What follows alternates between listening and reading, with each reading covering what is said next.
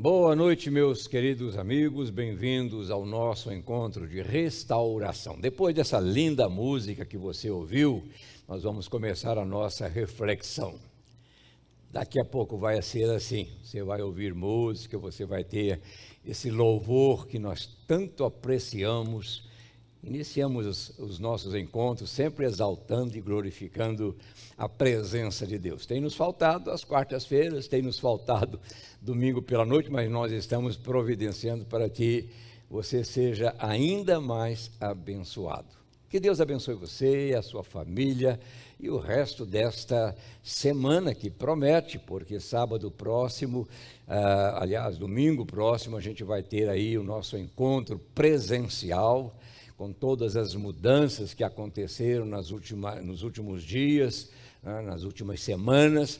Nós estamos aí com a liberdade ainda de poder nos reunir. Hoje estamos aqui na nossa quarta-feira sem presença física, não é um culto presencial, mas sempre aos domingos, 10 horas da manhã, nós temos a alegria de receber os nossos membros, os nossos amigos, os nossos visitantes, que vêm para receberem também a bênção e a graça de Deus. Aproveite, convide outras pessoas, faça parte deste nosso trabalho, compartilhe, inscreva-se nas nossas mídias aí, para que a gente possa aumentar o número de pessoas alcançadas.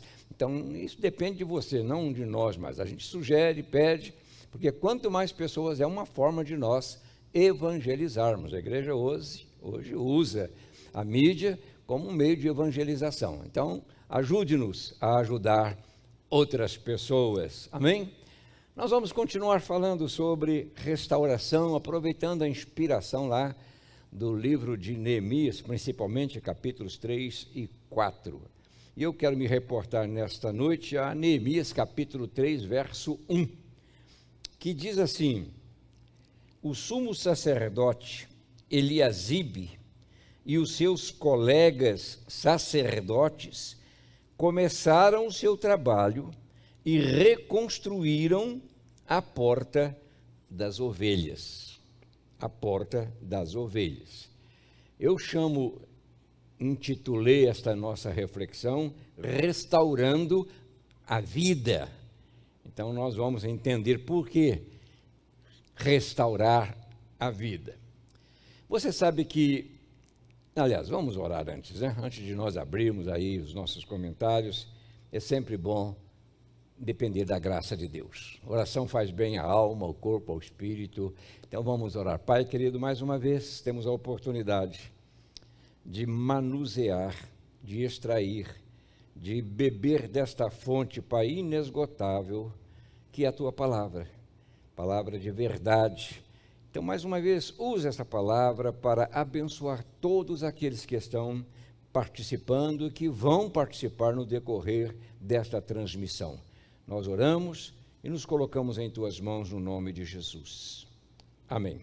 Agora sim, é consenso, queridos, é consenso entre todos os que trabalham, principalmente em edificações, na construção de alguma coisa, que reconstruir, segundo os entendidos, reconstruir é um trabalho, dizem, mais complicado e exigente do que propriamente construir.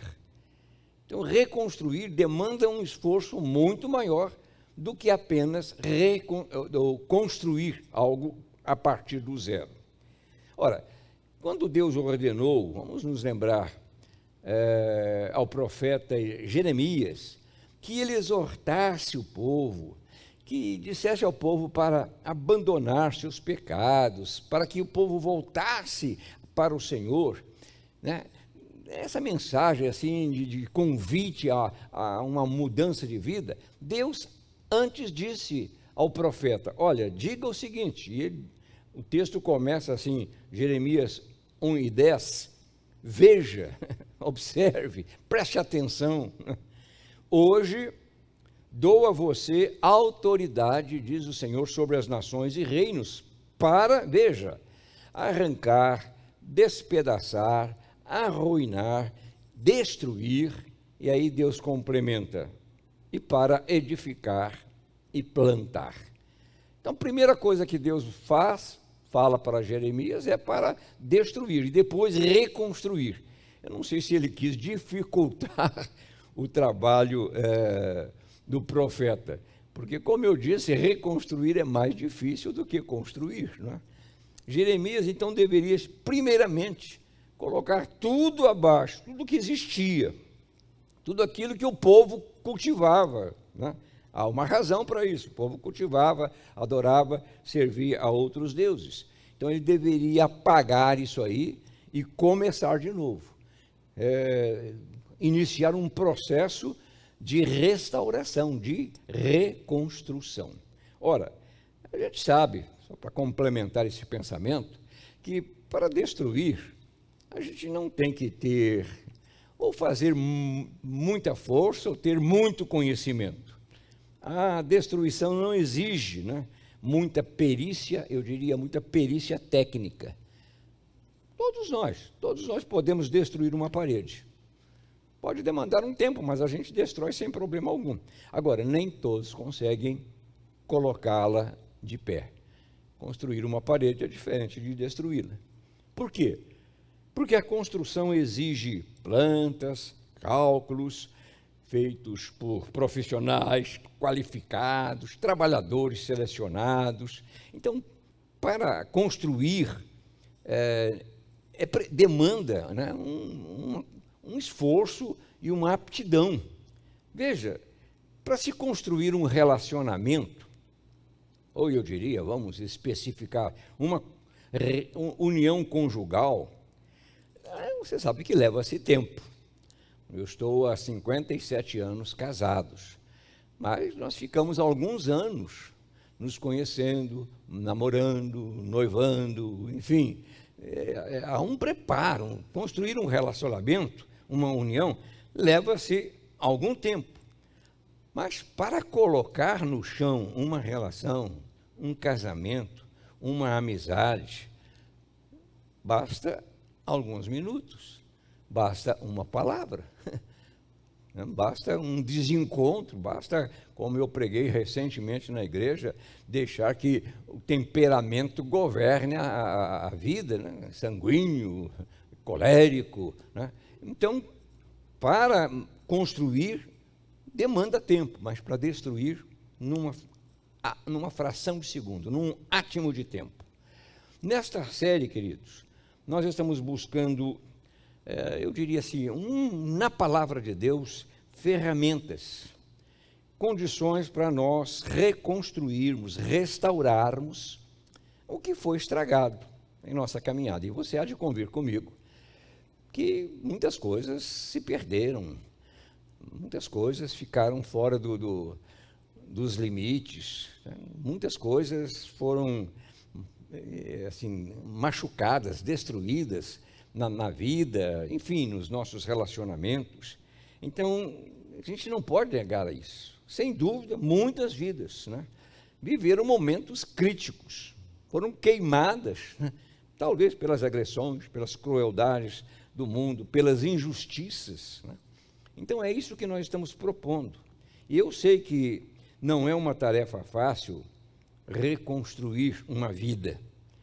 Talvez seja fácil reconstruir uma parede, mas uma vida é diferente. Algo que foi queimado, derrubado, assim como Neemias. Nós vamos ter que enfrentar, e estamos enfrentando, muitos desafios. Porque Neemias passou por eu diria, um terreno minado. Sofreu críticas, zombarias, desprezo. As pessoas zombaram. A cada passo que ele dava na reconstrução da cidade, né, ele sofria um ataque. Basta você ler, como eu disse, esse capítulo 3. Né? Não foi uma reconstrução fácil, não chegou lá e vamos ajuntar pessoas, não. Sofreu oposição desde o início. Então é interessante também examinar a primeira porta que Neemias reedificou, ou que ordenou, como nós vimos aqui, aos sacerdotes que edificasse. Essa porta chamada Porta das Ovelhas. O sumo sacerdote Eliasibe e os seus colegas sacerdotes começaram o seu trabalho e reconstruíram a Porta das Ovelhas. Observe,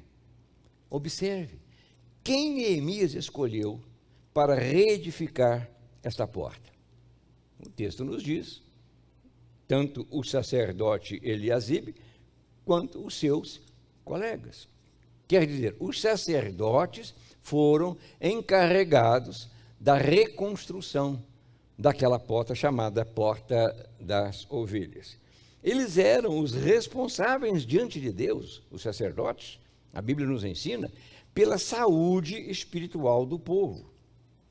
E a saúde de um povo, queridos, sempre começa, preste atenção, sempre começa com o nascimento. Com o nascimento. Você sabe que há protocolos que precisam ser observados quando uma criança nasce. Até a gente brinca muito sobre o teste do pezinho. Muitas vezes ela fez o teste do pezinho. Por quê?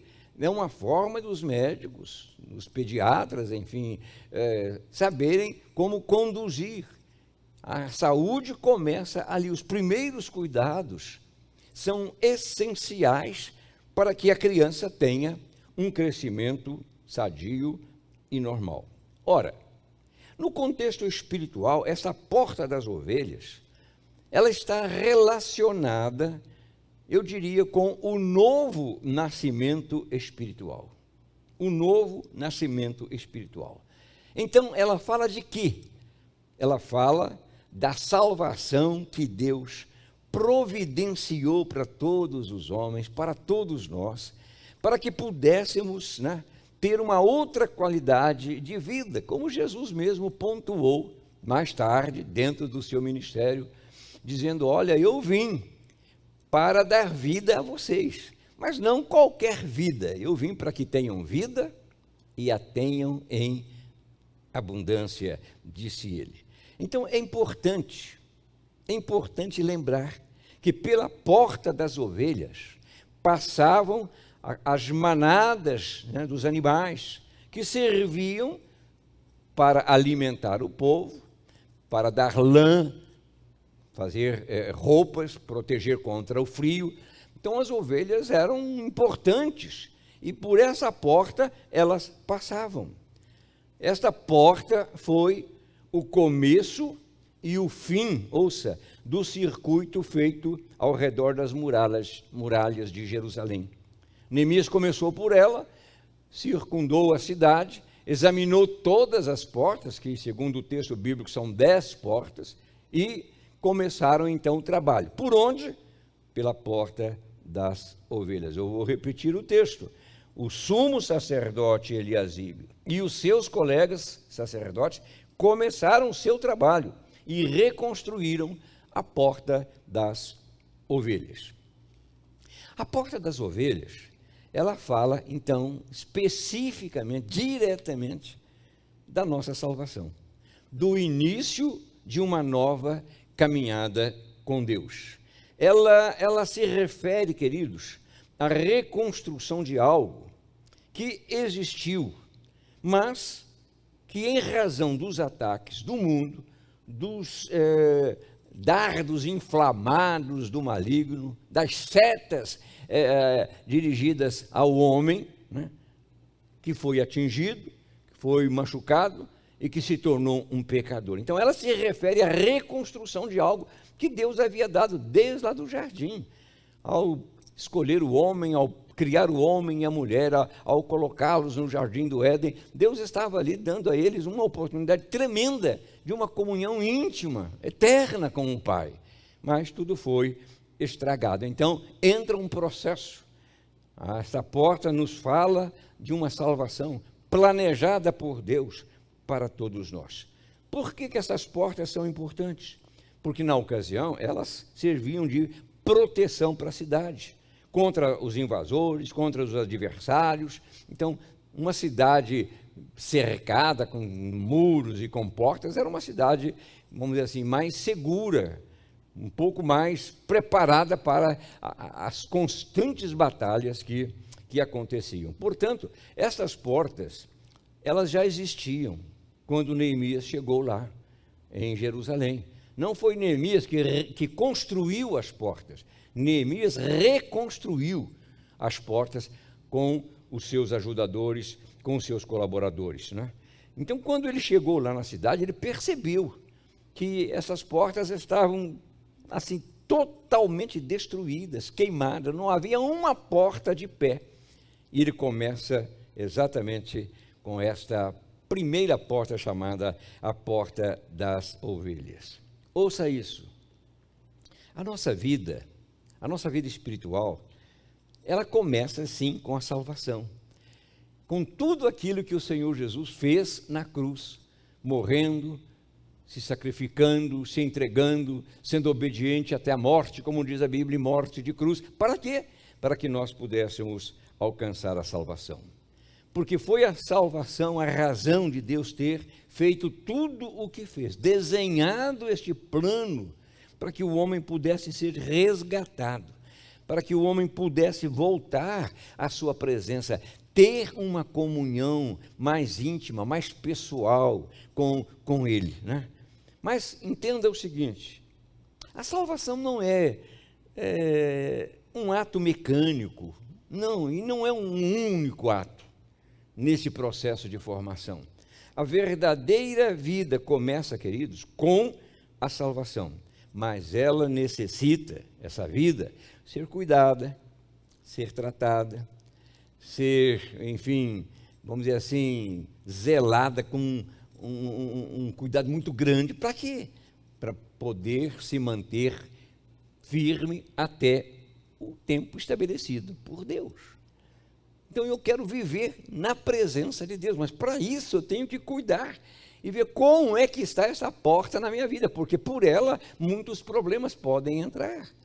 Se a porta das ovelhas estivesse, vamos dizer assim, num aprisco derrubada, os lobos entrariam, os animais ferozes, os ladrões. Então, esta porta se torna importante. O problema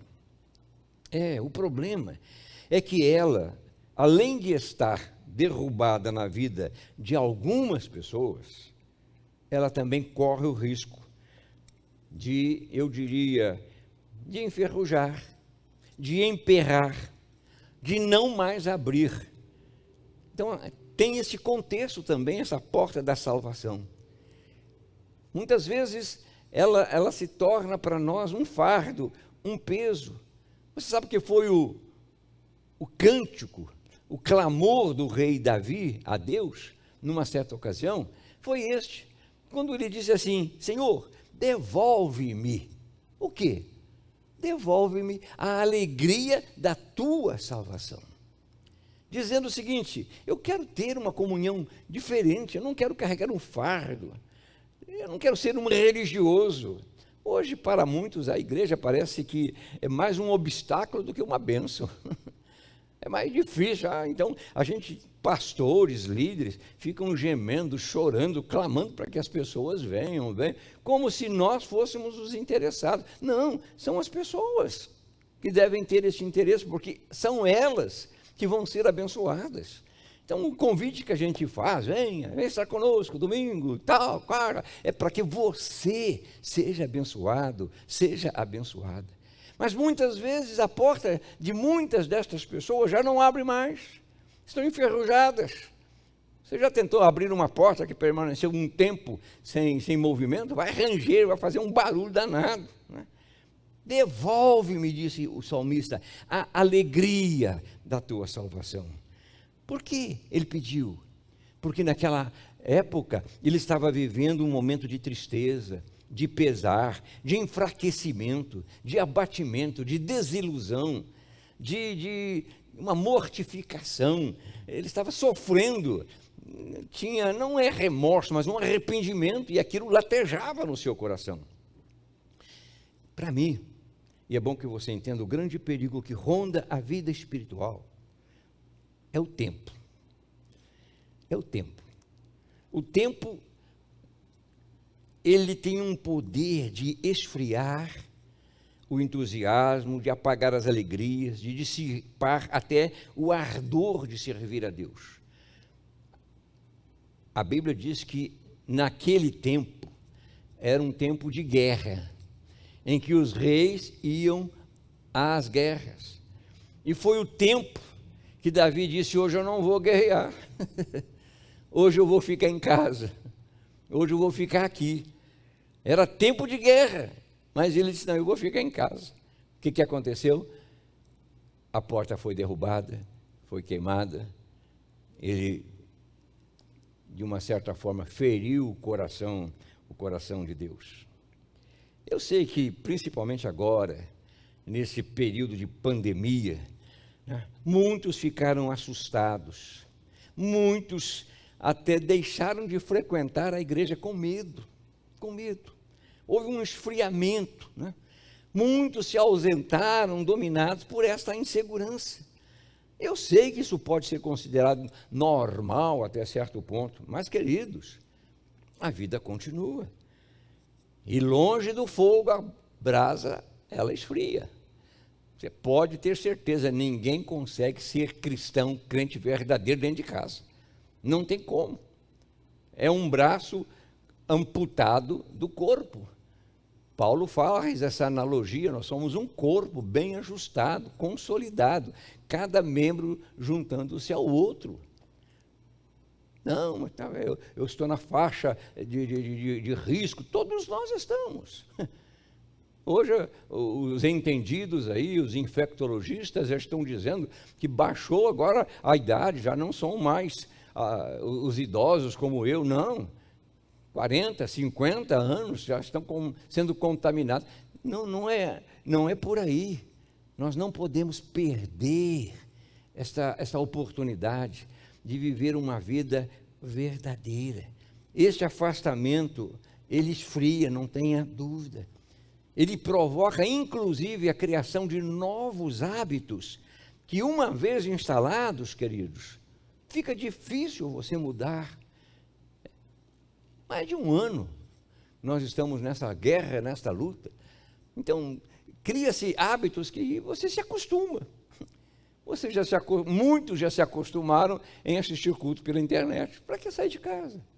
Estou de chinelo, estou de bermuda, estou no sofá. Aí você do sofá, né? Assistindo, participando, é a mesma coisa. Deus fala em todos os lugares, é verdade.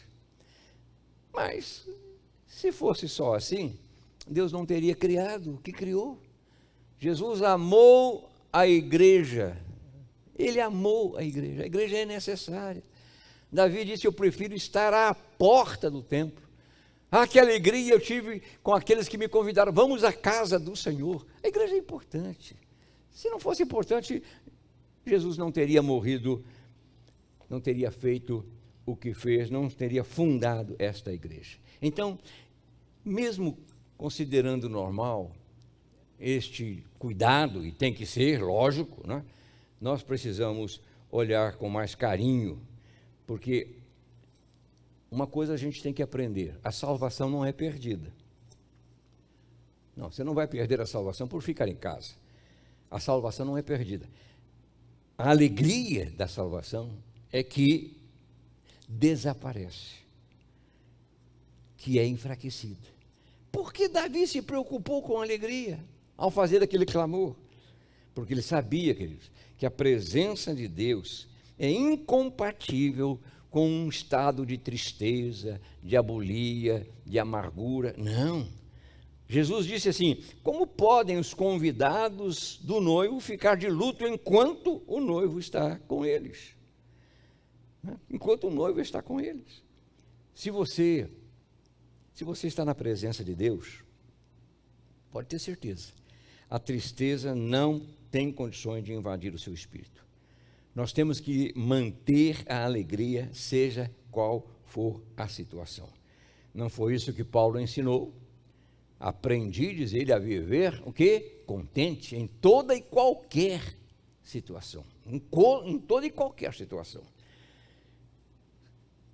Alguém disse que quando você fica zangado, carrancudo, você não consegue nem raciocinar direito, né? Não consegue raciocinar direito, né? E alguém comparou a vida de uma pessoa que está assim vazia, né? Com algo bem interessante. Comparou com um termômetro, né? E também comparou a pessoa com um outro instrumento chamado termostato.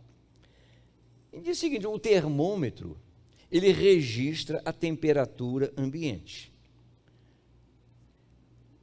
E ele sobe, ele desce, conforme as circunstâncias do ambiente.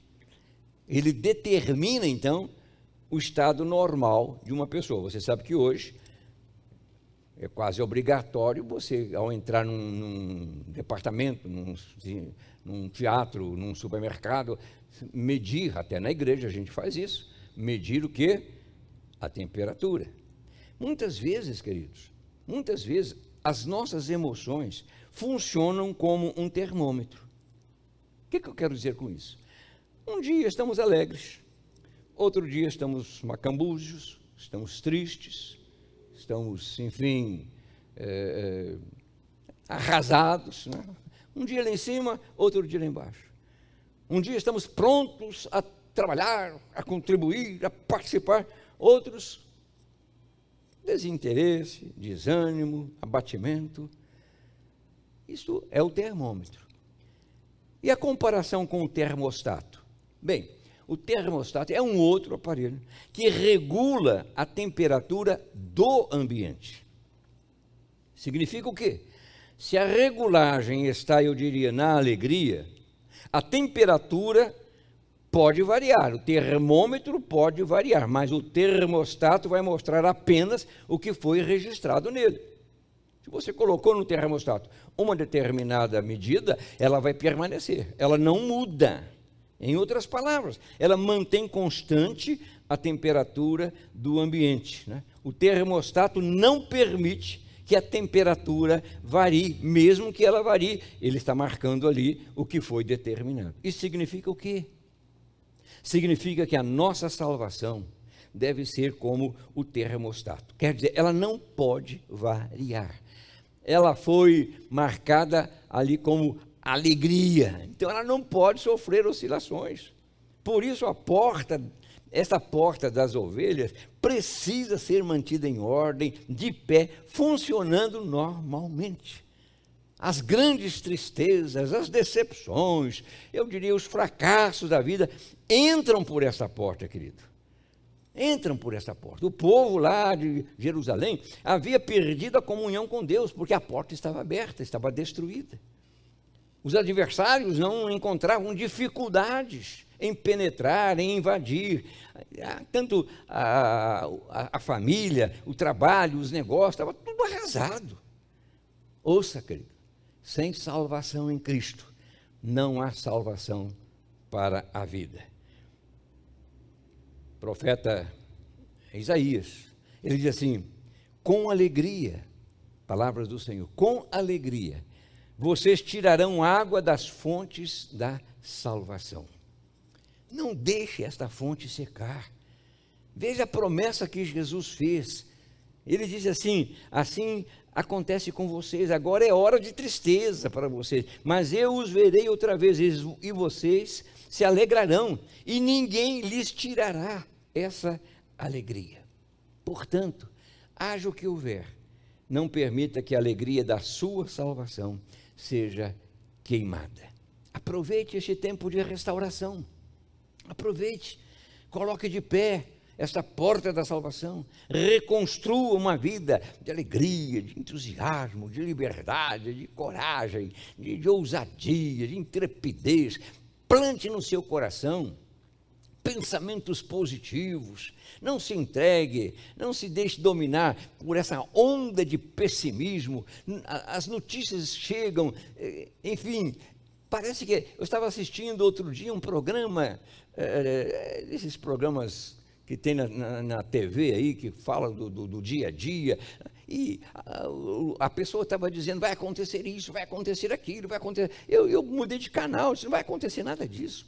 Ué, que é isso? Nós não podemos ser impregnados com essas notícias. Nós temos uma boa notícia, Deus nos ama, Deus está conosco, Deus não nos abandonou, mesmo no meio desta pandemia, Deus está atento, né?